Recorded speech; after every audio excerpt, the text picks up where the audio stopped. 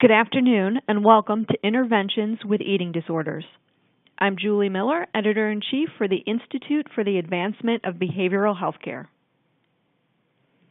Today's program is sponsored by Foundations Recovery Network and Aliva. Thank you to our sponsors and to you and our audience for sharing your time with us today. Before we get started, we do have a few details we would like to go over. To submit a question for our presenter, please use the Q&A area below the slides at any time. You don't have to wait until the end of the program to ask your question. If you need technical support, please click on the Test Your Connection button below the video window to chat with support. And finally, to download a copy of the presentation, please click the link in the Resources tab to the right of your slides. A special note about CE credit. To get your CE, you must watch the program all the way through the Q&A section at the end of the presentation. At the end, do not leave the web page. The site will automatically redirect you to a survey, and that survey must be completed in order for you to generate your CE certificate. For those of you watching in a group, please download the group submission guide in the Resources tab and follow the instructions provided. Please note, CE credit is not available for the archived webinar. It is only available for the live event on March 27th, 2017. And finally, for those of you who tweet, please tweet along with us using the hashtag IABHCLiveWebinar. At this time, it's my pleasure to introduce our speaker for today. Rebecca Bullion is an eating disorder and substance abuse interventionist at Addiction in America. Rebecca began her private practice in 1994, working in general practice with EMDR Level 1 and 2 certifications. In 2012, she received her Intervention Professional certification, as well as her Crisis Intervention Stress Debriefing certification. Rebecca is also the chairperson of an Eating Disorder Anonymous Fellowship in Nashville. Rebecca, thank you so much for taking the time to speak with us today, and I will turn the audience over to you. Hello, good afternoon, and thanks for letting me talk to you guys today about eating disorder intervention. The objectives for the webinar today, we're going to be talking about different types of eating disorders, some signs and symptoms, medical complications of each, and this is just some basic medical complications. There are many. I'm going to talk about models of intervention and propose a model for eating disorder intervention and pros and cons of which model to use. I'm going to go through some assessment tools that I use for eating disorder intervention workup, some family dynamics of what to expect when you're working with these families, and then lastly, some resources for you guys. Okay, the general types of eating disorders: anorexia nervosa, bulimia nervosa, binge eating disorder. I'm going to discuss more of the symptomology in further slides, but right now I want to mention ARFID. In the DSM-5, selective eating disorder was renamed ARFID, which stands for Avoidant Restrictive Food Intake Disorder. And this is a disorder in which food is restricted based on appearance, smell, brand, presentation, or past experience with that food. Some people that are at risk for developing ARFID would be folks with autism, ADD, ADHD, or anxiety disorder. Then we have the category which used to be known as EDNOS, but then the DSM-5 was changed to what I call OSFED, Other Specified Feeding and Eating Disorders. Here I have listed some types of OSFED. These first four terms are media coined terms. Pregorexia, which is limiting weight gain during pregnancy. Diabulimia, which is the manipulation of insulin in order to lose weight. Drunkorexia, which we see a lot with college students ages 18 to 23. They engage in weight control through restriction or purging in order to compensate for calories and weight gained from binge drinking. Manorexia, which is just a media term for male anorexia. This next term, rumination disorder, is not a media term. Rumination disorder happens mainly with infants and young children, where food is brought up, rechewed, reswallowed, or spit out. This does not, of course, happen in the course of bulimia or anorexia. We also have, this is a picture of a woman that is 6 months pregnant. Hard to see that she's even pregnant at all. Under OSFED, we have atypical anorexia and bulimia and binge eating disorder, which the atypical would be lower. With anorexia, we're going to see the features of anorexia without the low weight. With bulimia and binge eating disorder, we're going to see lower frequency and limited duration. So what these are symptoms of that disorder, but with not enough to meet the DSM full diagnosis. With purging disorder, this is just purging without binging. Night eating syndrome, you may see with people that sleepwalk. This can happen also with Ambien use. High carbohydrates usually consumed in the middle of the night, and it can be problematic when the person doesn't remember doing it. We also have two terms that I don't have on here, which is bigorexia and orthorexia. Bigorexia is people that work out a lot are very concerned about their muscle appearance and muscle mass and may feel that they don't have enough muscle mass and focus on that. Orthorexia, folks that are really concerned about the ingredients of foods and reading labels and highly focused on that. Okay, just some statistics. The mortality rate for anorexia is 5.86% higher than any other mental illness. The annual death rate is 12 times higher for anorexia than all other causes of death in women ages 15 to 24, although I contend that the opiate addiction is changing that statistic. And in the lowest weight patients, there is a 45 times higher death rate than in age-matched controls. Okay. With anorexia, basically self-imposed starvation resulting from distorted body image and extreme fear of weight gain. We now have two different types. Traditionally, we think of it as just the restricting type, dieting, fasting, or excessive exercise. But now we also have the binge eating and purging type. This is vomiting, misuse of laxatives, diuretics, and enema included with the extreme fear of weight gain. And you may have long-term weight suppression versus normal or overweight. Folks that have bulimia can be normal weight to overweight. This, when you're talking about this sort of fine line of diagnostics, kind of talking about the difference between, like, when does bronchitis become pneumonia? So, it's hard to sometimes make an accurate diagnosis just by talking to a client because you don't necessarily get accurate information. Okay, these are some signs of anorexia that a person who might not be educated in eating disorder or just a lay person or friend or family member might see.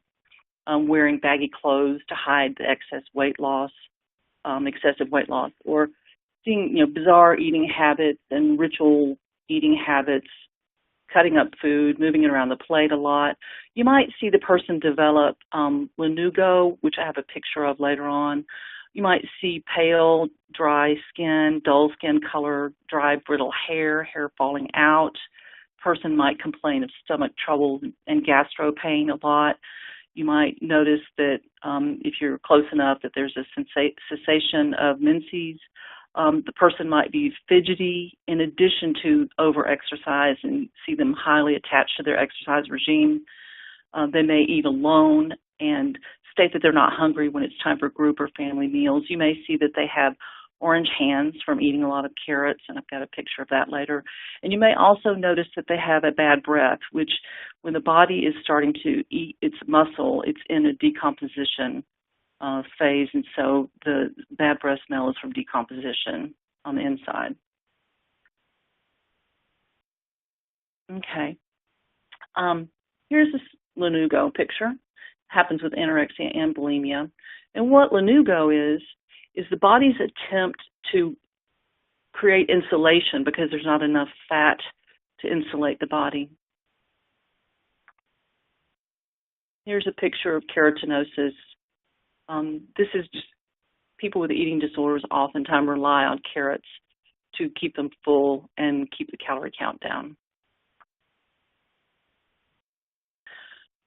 Okay, medical complications with anorexia. There are many terms here that I'm not going to go through each one because it can be, that's a whole talk in itself. But I just want to say that when you're talking about medical complications, we're very concerned about cardiac issues. The vitals that we look for to hospitalize a client would be if there are less than 40 beats per minute with the heart rate, if there's less than 95 degrees Fahrenheit body temperature, if the person is less than 70% of their ideal body weight, if their potassium is less than 2.8. If a person is between 70 to 90% of their ideal body weight, they can be treated outpatient, partial, or IOP, but if those numbers start to change, they need to be moved to residential. One thing that we're concerned about with anorexia is the metabolic slowdown. These are two signs that there's metabolic slowdown is if the body temperature is less than 96.8, if the blood pressure systolic is less than 90 and dystolic is less than 50. So cardiovascular, that term bradycardia is referring to the lower heart rate, slowed heart rate. Normal heart rate for an adult is between 60 to 100 beats per minute, and with highly trained athletes, you may see 40 to 50 beats per minute, but of course with them, you're not going to see the anorexia symptoms. So you want to be very careful about being willing to move a client to residential if needed. The mortality risk factors are if you see a client and for the first time they have a low BMI at first presentation, and if the duration of the illness has been going on a long time before they first present for medical care or therapy. Let me say that all these heart problems, you guys can kind of go into researching some of those terminologies on your own. We're really concerned about refeeding syndrome. Refeeding syndrome was discovered in World War II starved POWs. They noticed that if they started to feed them quickly, that they had cardiac arrest. And so what happens here is when the body is starved, the electrolytes are out of balance, and refeeding involves replenishing and balancing the electrolytes before food is introduced so that the person does not have cardiac arrest. We also see tachycardia, which is increased heart rate with small activities, like the heart rate goes up dramatically with just like brushing teeth or something like that. These complications are not necessarily in order of, in order of importance. I just sort of listed them like this. You might see the dermatological problems, dry skin, alopecia, which is the hair falling out, and lanugo, and then the pruritus, which is an itching that happens because of dry skin. You've got to remember here what's happening is that the body's energy is going to be focused on keeping the system alive, and some of these other systems that are not definitely, related to life and death start to suffer. So you may see clients that have anorexia that are young that are looking very old because they have early wrinkles and things like that. Neurological signs, cerebral atrophy would be a concern, but with concentration and focus problems, when somebody's in starvation mode, you can see that their concentration and their verbalization is in problem solving is diminished. With gastrointestinal problems, you'll see constipation, and that term, acute gastric dilatation, that's a misspelling. This is decompression of the stomach and poor blood flow to the stomach, delayed gastric emptying, and anorexia-induced hepatitis, which is more easily reversed. Dysphagia, which is a problem swallowing. You may see or notice that the person has voice changes because their vocal cords are not fully functioning because there's not enough volume to them. And then these endocrine problems and metabolic problems, osteoporosis, and then there's a couple of typos down there. There's an anorexia-induced diabetes, which is not as serious as regular diabetes and is more easily reversed. Okay. Pulmonary problems, you could do some research there with some of the problems that we see with respiratory.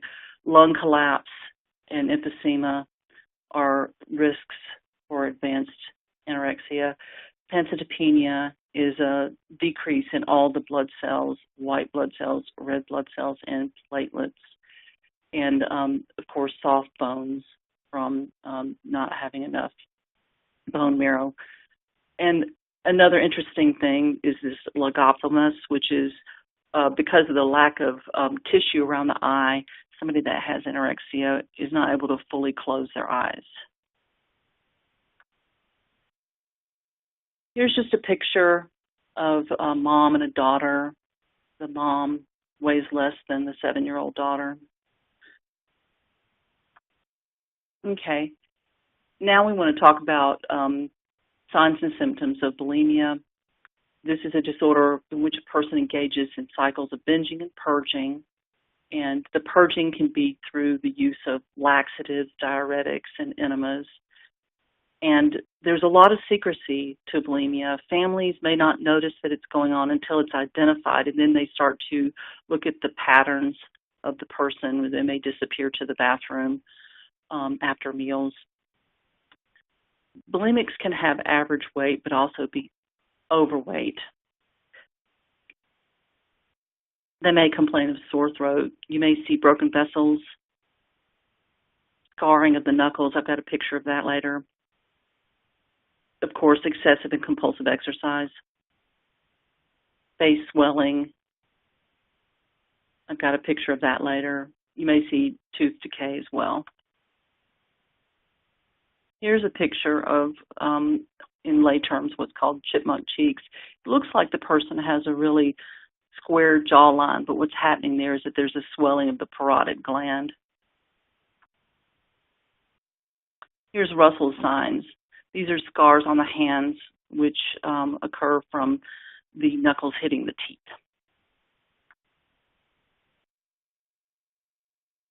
Some complications with bulimia. Again, heart problems, gastro problems, dental problems, GERD, constipation, Mallory-Weiss tears. That's not tears, it's tears. Those are tears inside the esophagus. And if you go down to the bottom where it says pneumomediastate, that's a hard word, pneumomediastinum. That's a life-threatening disorder in which the person is going to have a rupture or tear in the esophagus. So if they start to throw up blood, they need to go to the ER immediately. And some of these other metabolic problems are because of low calcium phosphate in the system. Pseudo-Bartter syndrome, that actually has 2 T's in it. That is, kidney problems, which results in muscle twitching and just weakness and cramping and fatigue. So there are a lot of concerns. A person can look really normal on the outside and have a whole lot going on the inside. So these things, this is why it's so important to have a doctor doing the assessment and to try to get as much information from the client about their problems and patterns as you can. Okay, so signs and symptoms of binge eating disorder: eating large amount of foods, up to 20,000 calories in a short amount of time, but with no effort to necessarily over-exercise or purge or reduce the effects of overeating. There's some worry about the effects of overeating and body image and weight gain, but not enough to go into purging. Of course, the person has a lot of shame and guilt and self-loathing during or after a binge. And you may see that the person eats when they're full, they hoard food, they may eat normally in front of others and not normally when alone, and then they also have continuous eating without regular meal times. This is just a picture of the out-of-controlness that also occurs with binge eating disorder. I think I mentioned that, up to 20,000 calories. Binge eating disorder is diagnosed by having 2 of these episodes per week for a length of 6 months. Otherwise, it would fall under OSPED. Okay, some of the medical complications: cardiac, blood pressure, there's a little typo in there, diabetes type 2, gallbladder, joint pain, fatigue, sleep apnea, all life-threatening conditions in some cases. Okay, so right here, got a assessment. I'm moving into talking about assessment tools and why we want to ask the right questions during medical intake or a psychotherapy intake. Brief intervention is just asking the right questions. And just if you're having a conversation with someone about eating and you're doing any kind of assessment, it's good to ask these. A little out of order there. These questions, these 4 questions, come from the SAMHSA Tip 51 book. I have to do a plug here for SAMHSA.gov. There are so many resources around substance use that you can get for free. That is your tax dollars at work. But anyhow, these 4 questions: how satisfied are you with your weight and shape? How often do you try to lose or gain weight? How often have you dieted? And what other methods have you used to lose weight? Just lend themselves to conversation about weight. If you want to go more in depth, you can ask these additional questions. Have you ever lost weight, weighed less than others thought you should? Have you ever felt out of control with eating? Ever vomited in order to get rid of food that you've eaten? And what other methods have you used to try to lose weight? Okay, I use this, the Eat 26 or the Eat 40, in my assessments that I do by Garner and Garfinkel. You can go to that website, eat26.com, and just get permission to use it, and then they'll give it to you for free. And this is basically a lot of questions around eating patterns. And some of this, here's some sample questions: being terrified about weight gain, being preoccupied with food, binging, some of the other, these are just examples, being what others think of you as far as, are you too thin, and, just subjective type questions there. Okay. When you're doing eating disorder intervention, you have got to start to engage the family.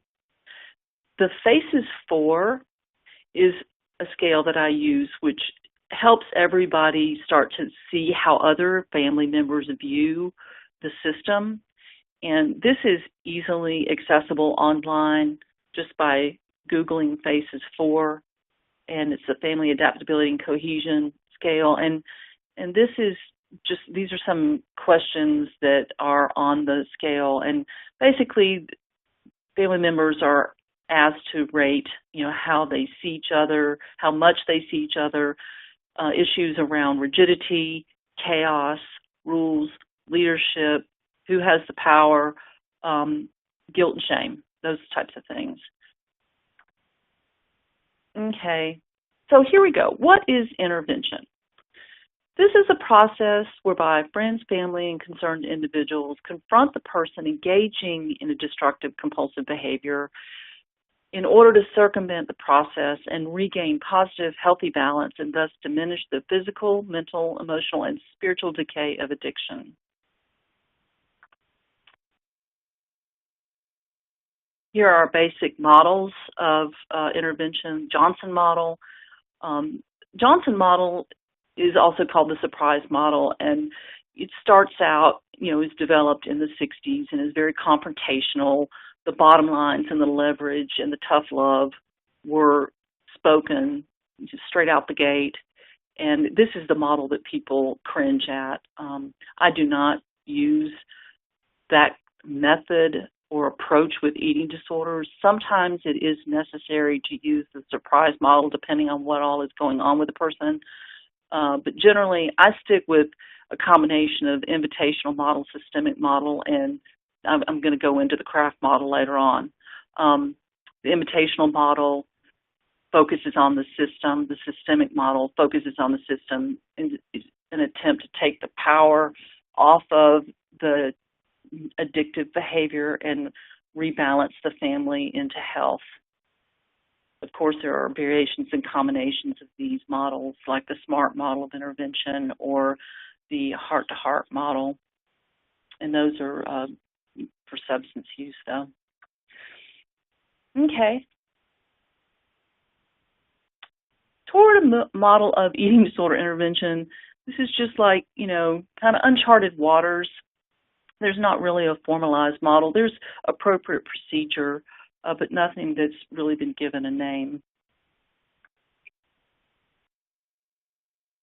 Okay, I want to go into some just basic intervention guidelines before I talk more specifically about eating disorder intervention.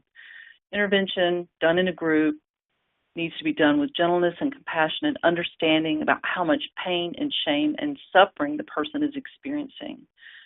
There's no room for criticism, especially with eating disorder intervention, because the person already has such a high inner critic. The voice is very loud that you don't want to reinforce that and kind of get things off course.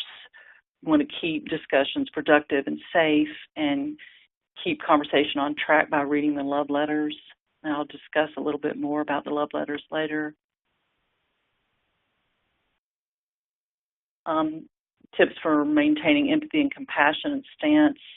Just remember, the person has a lot of distorted thinking in their self-esteem and in their attachments and their body image, and you don't want to align with that. You don't want to power struggle with them. You want to roll with resistance and divert from the negative as much as you can, although you have to walk a fine line there. Denial is not an attempt to be stubborn. It's just part of the system trying to protect itself from pain, is born out of fear. I like this acronym, false evidence appearing real. I heard another one recently, which is anxiety is the brain's way of creating fake news. Okay, now I want to talk about the craft model. I really like the craft model. It focuses on 4 things. The family or the system is going to learn about addiction. That is, they're going to learn about triggers and what's going on that's making the person engage in the addictive behavior. They're going to learn how they enable that behavior. There's a heavy focus on open, neutral tone communication, and the family system is going to learn to promote eating sobriety in commentary as they go through their day, and just reinforce the positive and don't reinforce the negative. With craft, research shows that the motivational model that this is works better than the confrontational model. For substance abuse, more than 2/3 of the family using this approach will have their client or identified patient go to treatment. Confrontational models, or the people that undergo those, are more likely to relapse than those that are encouraged. Okay, So then there at the bottom we have a website on HBO. It talks more about the craft model. I want to say that when we're dealing with children or adolescents, I like to use a combination of the systemic and the craft model. With adults where you really don't have any leverage, they're living on their own, they're not dependent on anyone, we want to focus more on using the invitational with the craft model. I need to make a comment here also that differential diagnosis, sometimes the person's eating disorder comes up after their substance use is addressed or seen or identified first. So you may see this dual diagnosis happen, and you have to kind of decide which needs to be treated first.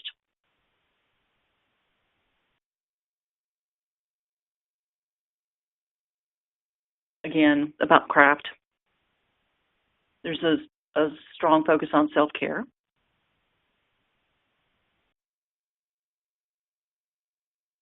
Okay, steps in eating disorder intervention, contracting with the family. It's important to try to do the contract first. Oftentimes, intervention calls come in, and they really want you to hit the ground running and start working before they ever get to talking about, okay, are we going to do this? What's involved? So you kind of have to walk that fine line in joining with the family and affirming that there's a problem without going to work and then, talking about contracting. I like to use love letters in an initial family meeting where the client is involved because it just starts things out much more positive and helps decrease denial and defensiveness because that love is expressed. After contracting an initial family meeting, you start to go into the assessment phase where you want to get medical workup. You got to find doctors that are experienced with eating disorders, and if there aren't any in the person's area, then you have to know more of the what's needed in terms of the workup, and then finding the assessment tools and using those. Then prescribing the family treatment plan and the identified patient treatment plan and what is going to be the needed level of care, determination, and finding the appropriate placement in the resources within the resources that the family has. And case managing, there's a strong case management component to eating disorder intervention, contract, and then there's follow-up. Let me go here to the next slide. In contracting, what you write in the contract should include that there's an expectation of this full spectrum of services with the medical workup, dietitian workup, family therapy, accessed, and individual therapy, and then helping the family understand that it's going to become uncomfortable as they have to hold the line. In doing this kind of intervention, you very much have to intervene with the family system because these are some difficult families. And I'll talk some more quickly about dynamics here shortly. The duration of time for this intervention is, depends on the needs of the system, but it needs to be this pre-treatment model workup through treatment and follow-up, which depends on how long the person has to stay in treatment.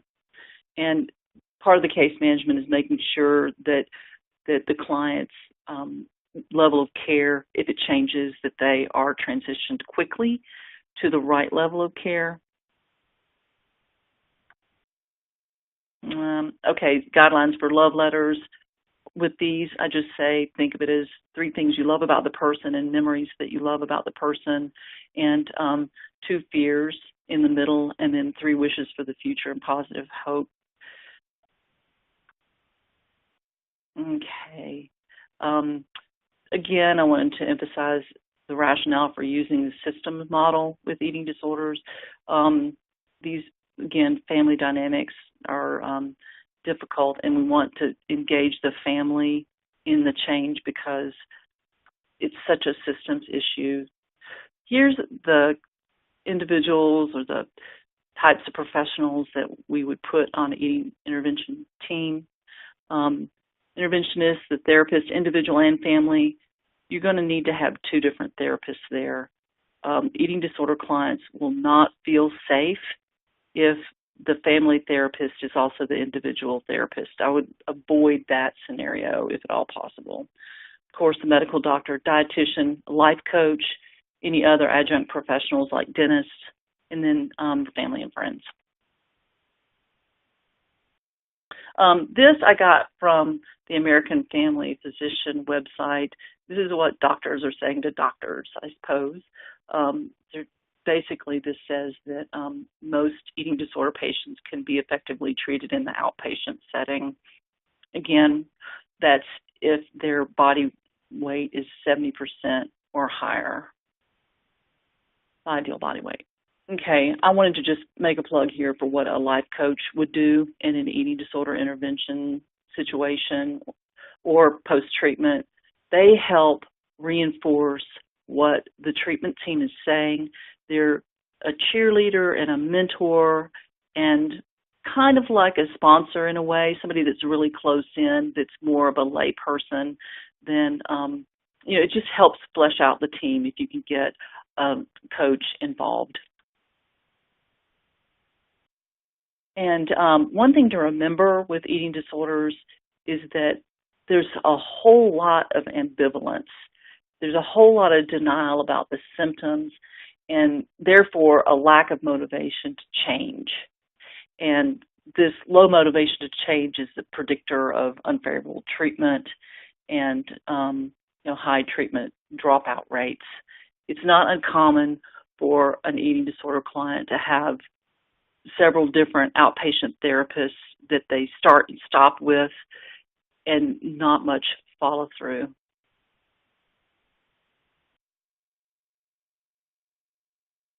And so I just quickly want to breeze through things to be aware of when working with eating disorder families. There's a high level of denial, control, anger or depression, and a rejection of the client.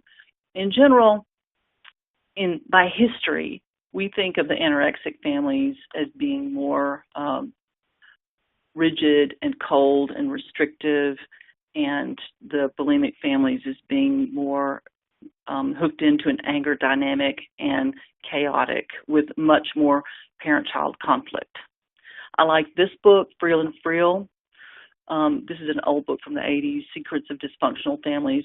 Say that shame is the primary predictor as to the development of an addiction. So here, these are just some shame facts. I noticed that amygdala is not spelled correctly. And you can go through that later, download the presentation. Shame creates an emotional pressure that's basically intolerable without a medicator.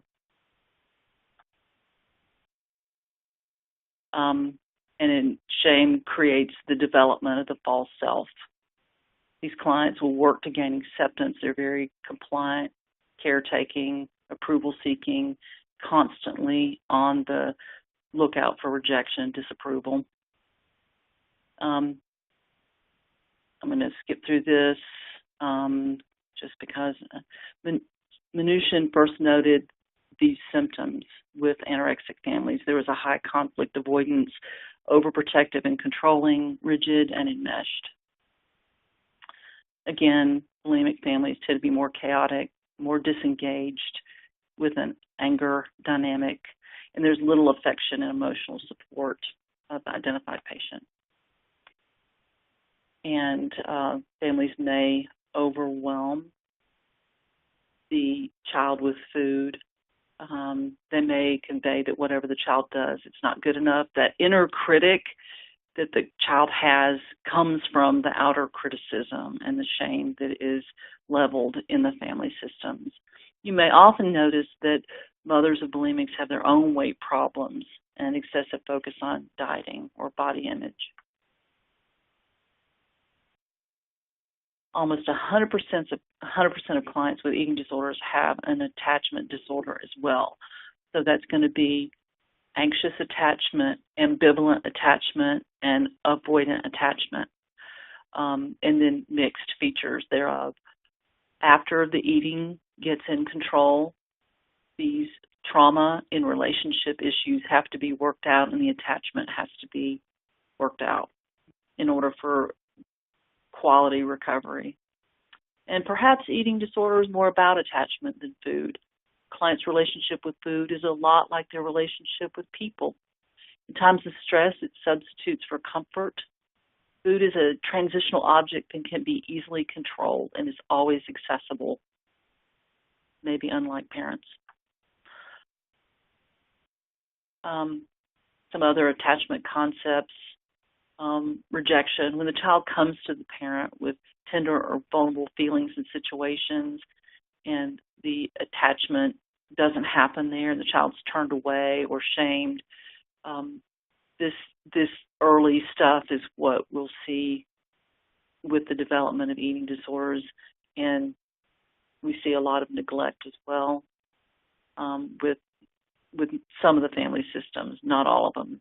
There's neglect of appropriate things and over control of inappropriate things. You may see role reversal where the child is parentified. And I wanted to talk just a minute about community eating. This is what happens in the treatment center, is there's a lot of community eating focus and joining around food. The Maudsley method is a method that was developed and used for the family to engage in positive interactions around food. This is used with younger children a lot who show signs of eating disorder, and just trying to get the family to have positive associations around mealtime and engage together around mealtime. And then, I had some resources there. The NIDA website, the Finding Balance website, the EDA website, some of those are places that you can find resources for more information about eating disorders. One of the things that I want to impart is that eating disorder is an addiction in which you can have a full recovery. A person can have a normal relationship with food. That will not ever happen if a person has alcoholism or substance abuse. Okay, there we have that slide show up. The Alliance for Eating Disorders. And again, NIDA has screening tools, support groups, parent education kits, research studies. Alliance for Eating Disorder has a lot of outreach, education, and early intervention. And Finding Balance has a lot of support groups. They do an online smart recovery model in like 8-week segments where people can sign on to do an online support group. They have daily meditation and conference, and you can find treatment providers through Finding Balance, and they're located outside Nashville and Franklin, Tennessee.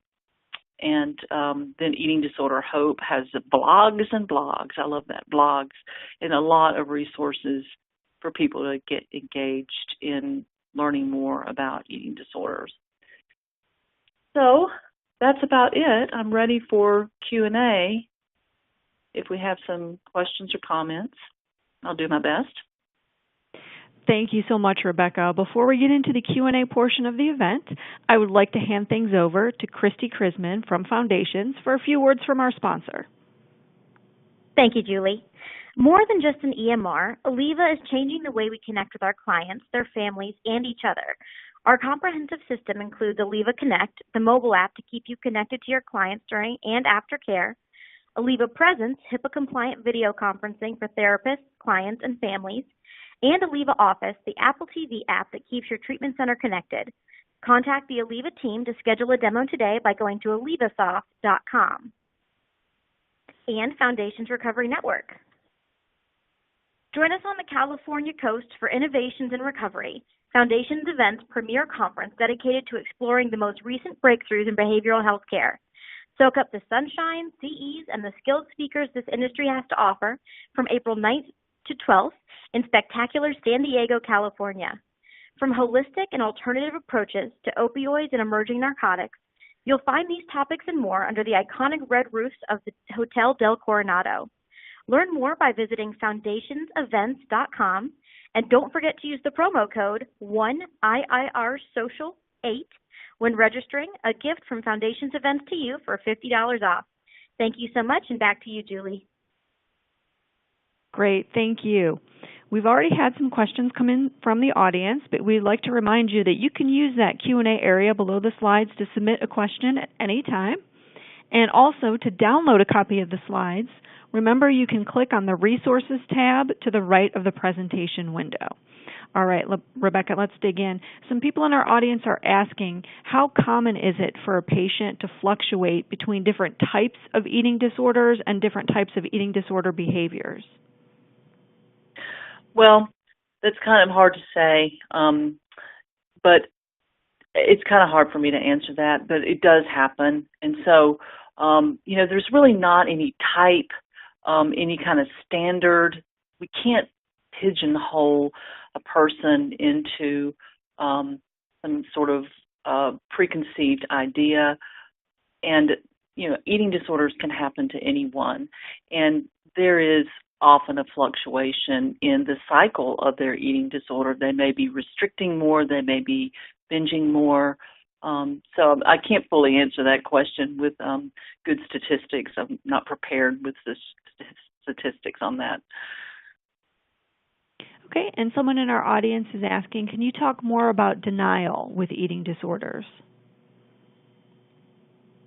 The denial is great.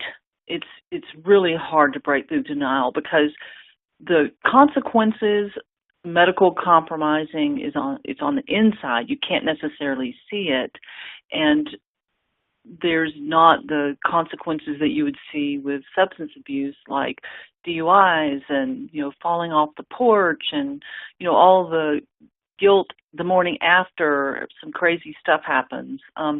So these people are often, perfectionistic. They make great grades. They're high achievers.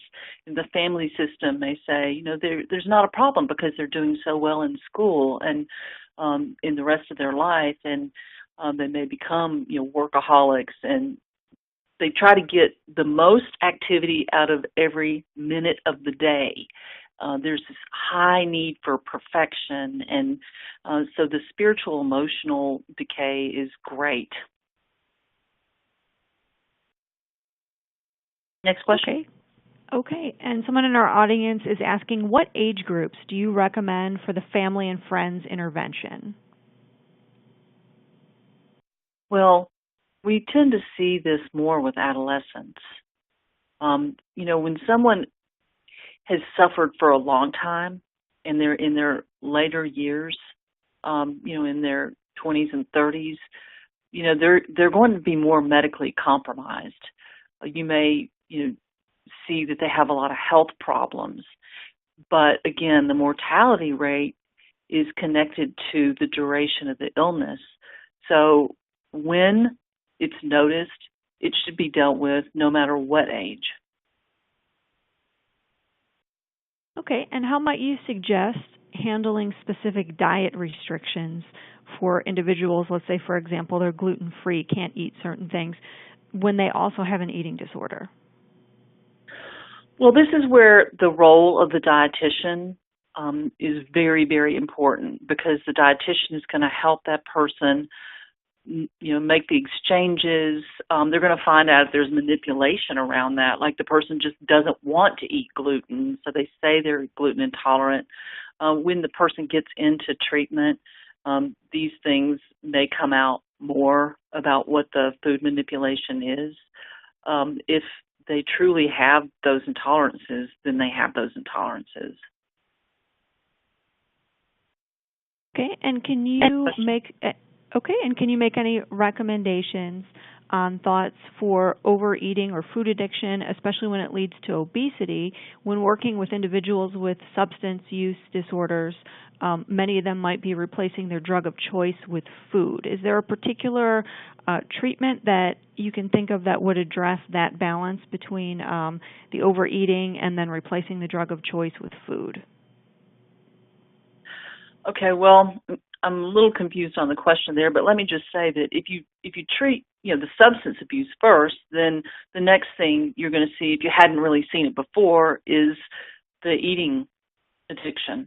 So it's good to treat them both at the same time because the core of addiction, the emotional process is very much the same. Some treatment centers will choose to treat one thing first and then the other, but if you can get the person into a dual focused treatment program, that's really good. Great. And can you talk about why attachment disorder correlates with an eating disorder? That's some research that Mark Schwartz did when he was at Castlewood, and he's got a lot to say about that. And it just kind of is. There's so much shame and there's so much underdevelopment of the emotional self and what needs to happen at different points in life for the eating disorder client that their attachments are just kind of askew, and they can be worked on. And some people have more severe attachment disorder than others. There also depends on how much trauma the person has endured. Is going to kind of determine how much difficulty that they have in relationships. But it just needs to be kind of assumed. It needs to be kind of assumed that there's an underlying attachment disorder. Well, that's good insight. And someone else in our audience is asking, how do you feel about general addiction counselors working with those who have eating disorders? Many believe they should only work with specialists. What do you think? Well, it kind of depends on where you are and what your resources are. I know a lot of people these days are trying to access their counseling through the internet, and that's a whole different talk in itself about the change in the dynamics of talking to your laptop screen instead of talking to a person. But, somebody that has substance abuse experience but no eating disorder experience would definitely need to let the client know up front that they really don't have that much experience. And if there's someone in the community that has more experience and is accessible resource-wise, I would definitely refer or at least try to get a consult with that person to help the client see that the eating disorder counselor has more experience and is better equipped in their skill set to address the eating issues. Okay, and have you found that patients with an eating disorder also have other self-harm behaviors such as cutting? Yes, of course they do, but not all of them. That when you get into those types of behavior, you're really looking at some severe trauma and some severe attempts to regulate mood. The cutting, of course, releases the endorphins, and it helps the person see the mental emotional pain is real because I can see it. And so cutting is definitely something we do see with eating disorders, but you will see it without it as well. Okay, and we have had a request. Can you review the 3 points for the love letters one more time? Okay. The first part of the letter is going to be 3 things that you love about the person's character and memories that you have about, like, when times were good. The middle is going to be 2 general things that you see in their decline. You don't want to go into lengthy details here, but just kind of aligning with, we see the suffering, we see the pain, we see the unmanageability. And then the last 3 things are going to be hopes you have for the future and things that you'd like to be able to do that you haven't done with the client, or things you like to do again, and maybe things that you'd like to see them have for themselves. Great, thank you for that. And let's fit in one more quick question. Can you talk about the difficulty a woman might have getting pregnant when struggling with an eating disorder? Well, you're going to have the good medical care. I can't really, that's probably a lot to be talked about right there, but this is difficult because eating disorder patients don't want to self-identify. So this is where an intervention is extremely important, because people around that woman, they see that she is suffering and restricting, and of course the child is going to be underdeveloped, and there's going to be more increased risk of health problems from lack of appropriate nutrition. So I would say definitely intervene through the gynecologist, OB, and then with any other medical professionals that are specializing in eating disorders, or dietitians. Great, that's very good advice. Unfortunately, that is all the time that we have for questions today, but we do have some final instructions regarding CE credit. Please do not leave this page. Please continue to stay on the platform, and the site will automatically redirect you to a survey. This survey must be completed in order to generate your CE certificate. For those of you watching in a group, as a reminder, please download the group submission guide in the Resources tab to the right of the slides, and then just follow the instructions provided. Please note that CE credit is not available for the archived webinar. It's only available for the live event on March 27th, 2018. If you enjoyed today's program, please join us on April 24th for Cultural Competence in Mental Health Care, presented by Vanina Hochman. The link to register is in the Resources tab to the right of your presentation window. And I would like to thank Rebecca Bullion once again for a great presentation today. I would also like to thank our sponsors, Foundations Recovery Network and Aliva, for making today's program possible. Finally, thank you to everyone in our audience for participating today. We hope you'll join us again in the future for another IABHC webinar. This concludes today's presentation.